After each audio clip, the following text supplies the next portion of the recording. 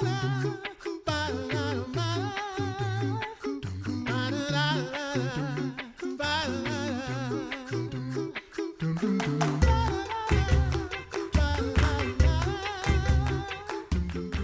listening to The Coffee Hour. I'm Andy Bates. I'm Sarah Gulseth. Thanks to Concordia University, Wisconsin for supporting The Coffee Hour. Find out more about Concordia University, Wisconsin at cuw.edu. Live uncommon.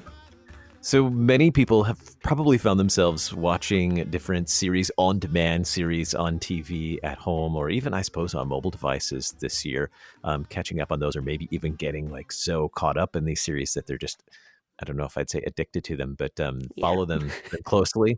So I don't know. Have you had go-tos that you've been following this year at all, Sarah? I know you're more like a history sort of person.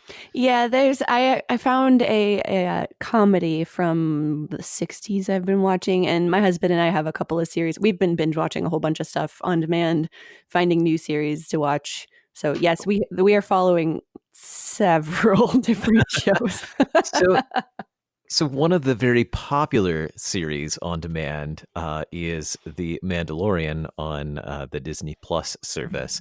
And a while back, we had Pastor Merritt Demski on to chat about that in its early stages. And now it's been out for a whole season, or is it in a second season? I can't remember what it's in. So Pastor Demski's back to chat with us about it. The Reverend Merritt Demski of Immanuel Lutheran Church in Waterloo, Illinois. Pastor Demski, thanks for joining us on the Coffee Hour. It's good to be back.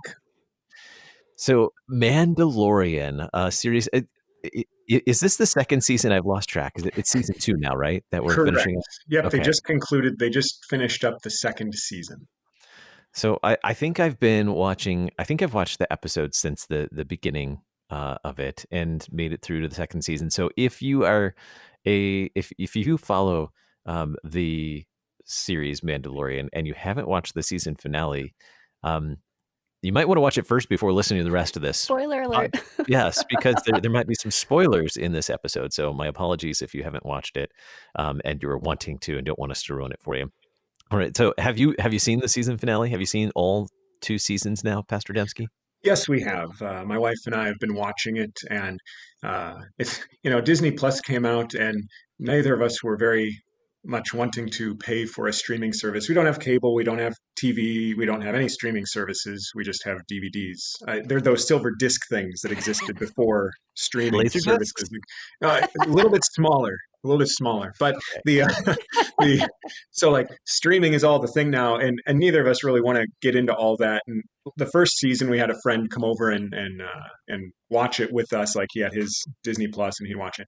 And this season, similar type of thing. We've had access to it to be able to watch The Mandalorian. And Disney, though, is really up in their game to make you want to get their streaming service. Because when Disney Plus came out, it was like, okay, we have a good chunk of those DVDs. We don't need to pay for a streaming service for what we've already got. But Disney had already been trying to get people sucked in with their Marvel content because they had the Marvel Cinematic Universe and they were going to have TV shows. And then they had announced The Mandalorian, and they sink a ton of money into these shows that they've been getting ready to do and have been doing. And The Mandalorian has been a very high quality Star Wars show. And I dare say is probably one of the first things that has come out for Star Wars that has actually felt like Star Wars in a while. I know people are on all different pages for the postquels. Since we talk about prequels, the movies leading up to the original movies, 1, 2, 3 being the prequels, I usually just say postquel for the 7, 8, 9. A lot of people did not like those 7, 8, 9 movies that came out. And this show has kind of gotten back to feeling like Star Wars and having the nostalgia and the references to things that people love without being so heavily reliant on it. And so you've got new original stories with very good visuals and good acting and really, connects to you emotionally if you are sucked into those kind of things with sci-fi and fantasy and stuff. And this second season now has really, I was saying about Disney trying to get you sucked into their streaming service, has really done that more because the first season, which was much more just, here's this character you're following, but now this new season is tying into other shows that I've never watched. I've seen some of them now because of this. But if you've never seen the Clone Wars cartoon, the digital animated thing, or the show Rebels, all of that is getting tied into the Mandalorian. So there's stuff that if you watch Mandalorian and you have no idea that those other ones exist, you can watch it and understand what's going on. And yet, if you are familiar with those shows, the plots of those shows are now feeding into Mandalorian, which makes you go, man, I got to get Disney Plus and watch all these other shows. Man, how did I not ever see these before?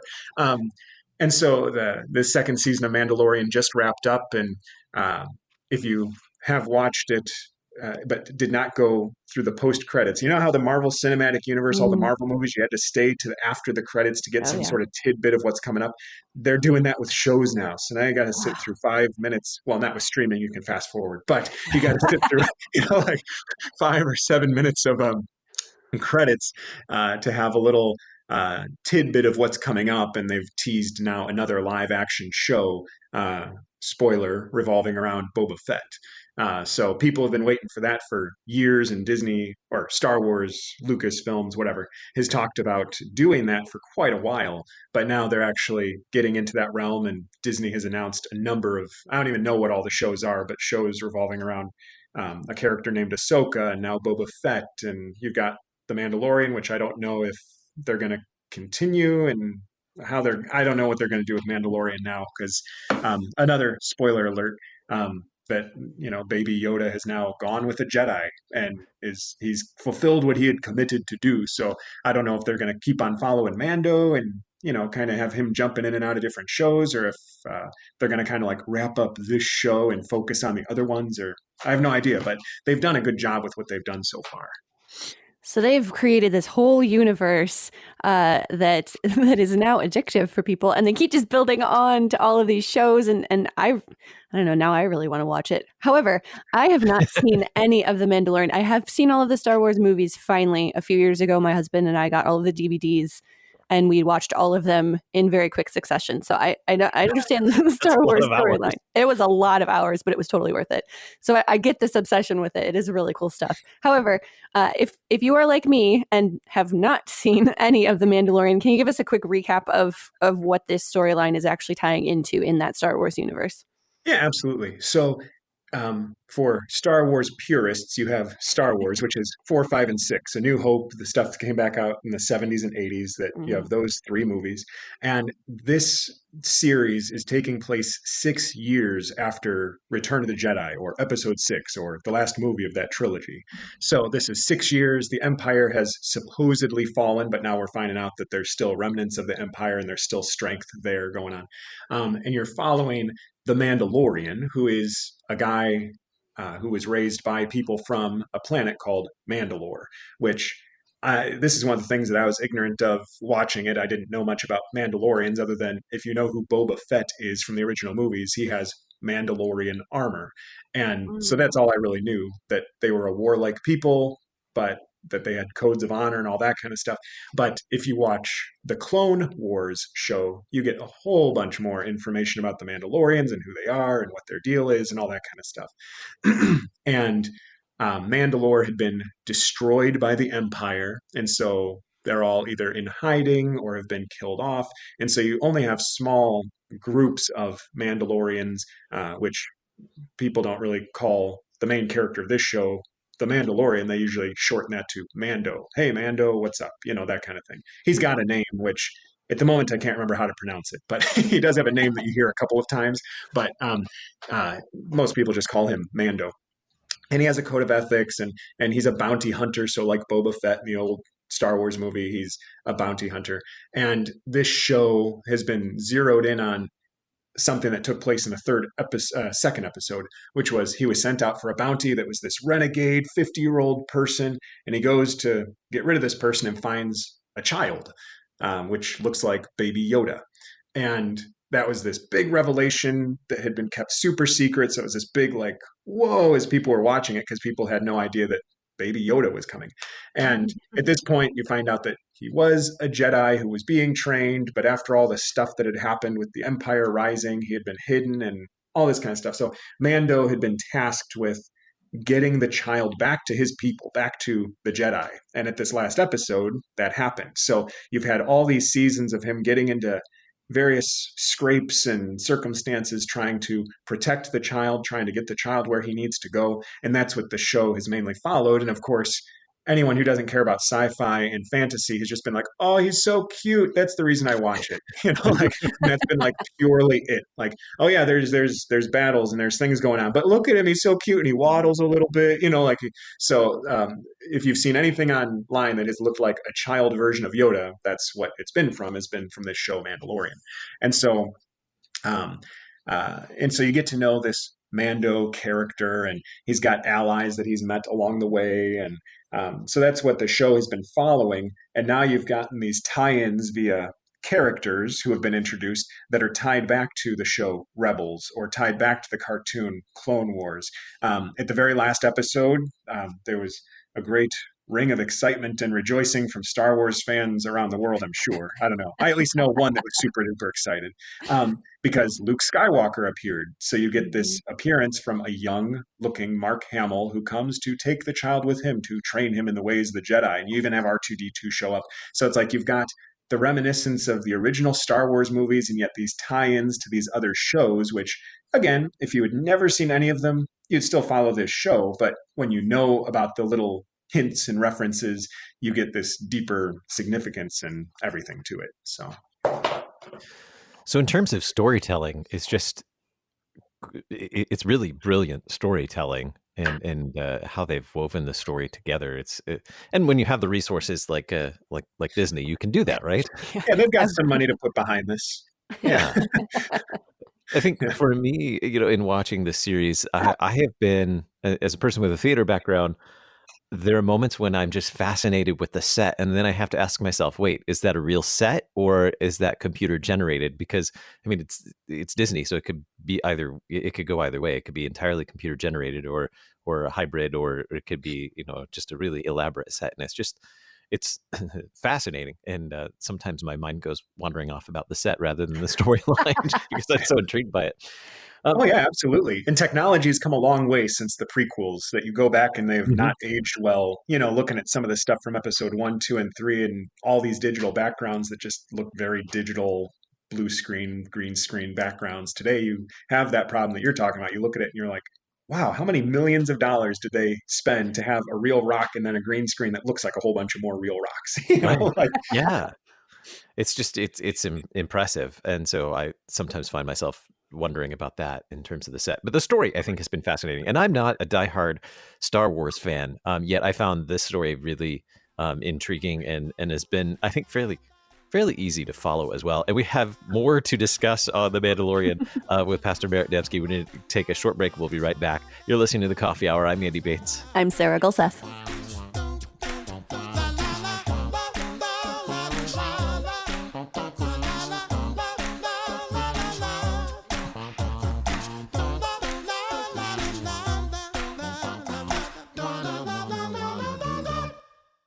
You're a miracle.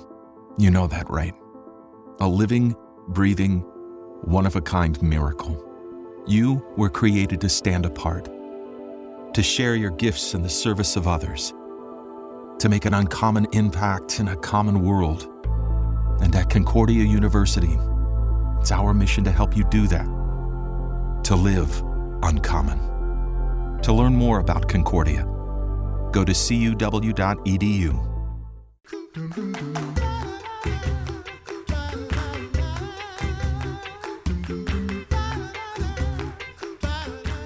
Welcome back to The Coffee Hour. I'm Andy Bates. I'm Sarah Gulseth. We're talking about The Mandalorian, the Star Wars series on Disney Plus with the Reverend Merritt Demski from Immanuel Lutheran Church in Waterloo, Illinois. Talking about good storytelling and some of the things that make up this story, why it's so interesting, why is it appealing? What is it that drew you into this series, Pastor Demski? Why did you continue watching this series?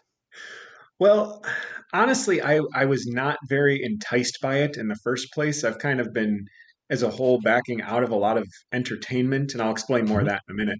But the we had a number of friends that really wanted to watch it with us, and so we ended up watching it and being aware of it. And my wife loves Baby Yoda, and they've revealed his name now of what his name actually is, and it's Grogu. So if you ever see Grogu, that's who they're talking about, is Baby Yoda, or the child is what the credits usually called him, the child. But we kept on watching it into this season, mainly keeping up with some friends who wanted to watch it and interested to see where the story was going to be taking it. And it's been interesting to keep up and see what they have done with it, because it's taken turns that I've been surprised about, and has been faithful in being what Star Wars kind of really drew you into in the first place, and felt, I know it sounds weird, but felt much more Star Warsy than some things that have existed. Because there's some things that just feel like another action movie that have characters that are from Star Wars, but there was something about this that kind of pulled you back into that universe and made it feel like Star Wars again. Mm-hmm. So this is the point where if you haven't seen this, you might want to pause and go watch it, because spoiler alert. What are some of the highlights or the themes or those high points that happened during this second season? I know I saw a lot of people on Facebook after certain episodes were like, "Oh, this was so great that this thing happened," and I don't know what's happening, but they were really excited about it. What were some of those moments during this second season that were really significant to the storyline? Well, you do have, in terms of like fan excitement and all those kind of things, you have Ahsoka appearing, who Ahsoka Tano was Anakin Skywalker's Padawan, his like trainee, his person that he was working with in the show Clone Wars. Which, if you've never heard of her, it's because she was nowhere in any of the movies. It was purely a part of this television show, and apparently, I've never watched through it, but apparently, it explains why she's never referenced in the movies. But um, so her appearance was huge, and of course, just people getting to see um, the Mandalorian interact with um, characters from other Mandalorian characters from Rebels and Clone Wars that had appeared. Some people that were like the one girl was the rightful princess of Mandalore before it was destroyed, and so you follow her character a little bit. So you have some. This is the season where all these characters start getting introduced that you've got tie-ins from the other shows, and which really excited people. And you've got things apparently that Clone Wars ends on a bit of a cliffhanger, and the show Rebels ends on a cliffhanger, which now this show is starting to tie up those loose ends and is apparently carrying on those plots. So those things that happened within this show were big. I know one thing that got a lot of talk was in the second episode of the season.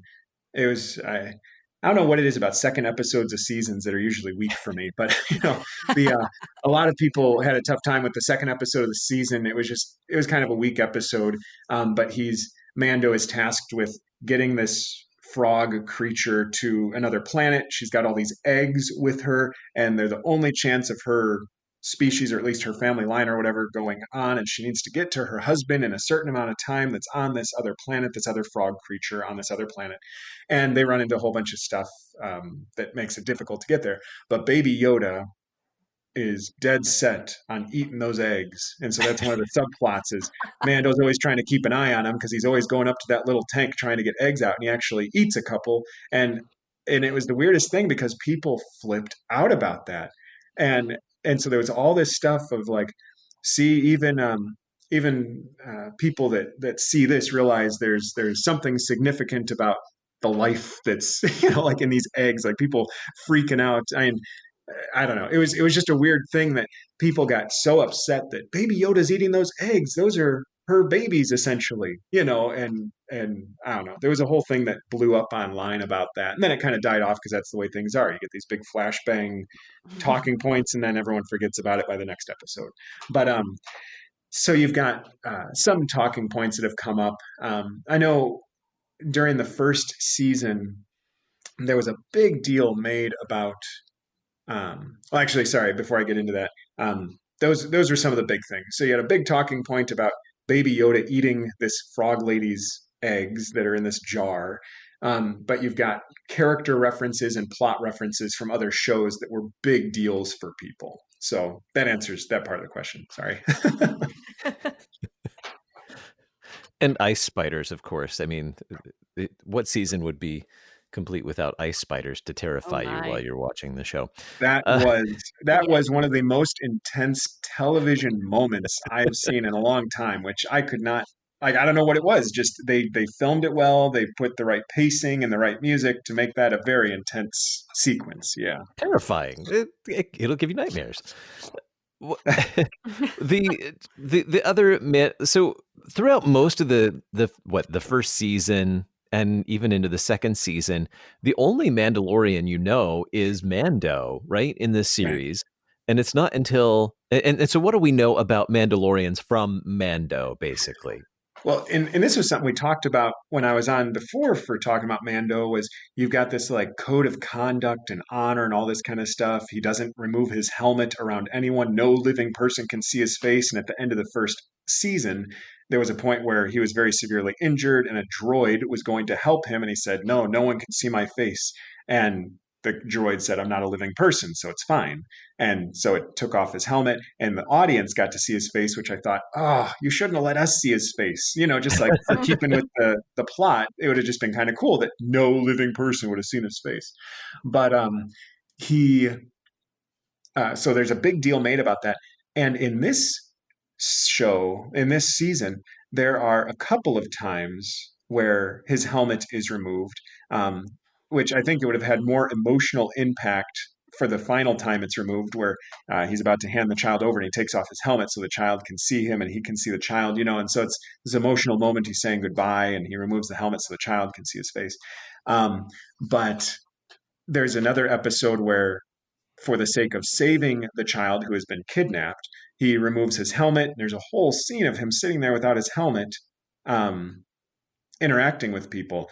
And I think part of it is because the reference you made to the other Mandalorians that he runs into, that if you'd never seen anything else about Mandalorians, you would just understand it to be this is their code, this is their honor. You don't remove your helmet, you do your jobs well, like this kind of stuff, and you're good at war.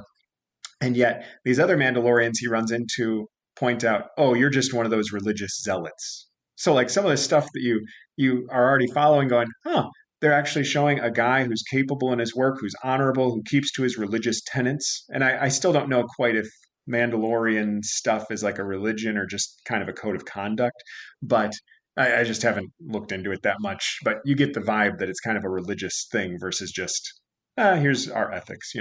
Um, but these other Mandalorians point out that there's different groups, and he had apparently been picked up by the religious zealot people. So all of a sudden, it's like, oh man, are they painting him as someone who's going too far and being too overly religious, or is he being painted as a guy who just happened to be picked up by this group that takes things very seriously? And again, when you watch the Clone Wars show, you get an idea of who these other groups are. That apparently there's the people that are focused more on the behaviors and the religion of the Mandalorians, and then people that are more focused on their home planet and regaining Mandalore where they live, kind of thing. But I was kind of bummed that it seemed like if this is his religion, that he started to cave on that a little bit with points where he was removing his helmet, or even though it was for the sake of saving the child. I just I thought that was I was kind of bummed about that because it just seemed like they were softening him on his convictions, on what he believed, even though it was for the sake of what it was. Um, but yeah, so the Mandalorians are very much about war, and I kind of realized though that Mandalorian or Mando is really just Batman in Star Wars. Like that's all it is. So when it's like, what's the appeal? Well, what's the appeal of Batman? He's a guy that kind of fights with the law, kind of fights against the law. He was literally a kid who saw his parents die in front of him and was then raised in an elite form of fighting and has a whole bunch of cool toys, and at some points hangs people upside down to interrogate them to get what he wants, and has a small child that he takes and protects who also helps and cares for him at times. So I'm like, this is just Batman. that's that's all this is. Like it's Batman but in Star Wars. And so with the appeal, it's like if anyone likes Batman, they probably are going to like this too, because he's this quiet guy who does what he does well. But yeah. So hope that answers that part of the question. It's this story of redemption that I think probably shows up in a lot of different places and a lot of different I don't know, genres of our media and fiction and those types of things. Yeah, and I mean, and there is some beautiful stuff of him like going after the child. The child has been abducted, has been taken, and there's times where he, dives in front of the kid to take a bullet for him. I mean, he's unharmed, but he still dives, and like and takes a bullet for the kid. Um, and there's points where you kind of get these, as a Christian watching it, you get all of the pictures of like the shepherd going out to find the one lost sheep, or the shepherd, or searching for the lost coin. The Luke 15 lost and found chapter. You get this idea with Mando's conviction and desire to protect this child and take him in and get him where he needs to go. You've got some of those, as a Christian looking, going, oh, I can associate with my Christian faith his determination to protect the child and going to all extremes. Of course, Mando is fake and Jesus is real, and Jesus has eternally helped us. That's some of the stuff of what I was saying, of kind of getting away from entertainment. I want to know my Christian faith and be so focused on that versus knowing all this stuff. Yeah. What insights. And man, thanks for the season wrap up, the season finale. And I'm curious what will happen next, if there will be more in the Mandalorian story. I haven't pursued the other stories as well. And as you pointed out, there was I think you mentioned that if you stay through the credits, that you'll see another story that begins to unfold as well. Pastor Demski, thanks so much for chatting with us about the Mandalorian series on Disney Plus and for your insights on it. Thanks so much for being our guest on the Coffee Hour. Yeah, you're welcome. You're listening to the Coffee Hour. I'm Andy Bates. I'm Sarah Golseth. The Coffee Hour with Andy and Sarah is a production of KFUO. To support the Coffee Hour and KFUO Radio, visit KFUO.org. You can also text KFUO to 41444 or send an email to gifts@KFUO.org. And you can call us at 800-844-0524. KFUO. Christ for you, anytime, anywhere.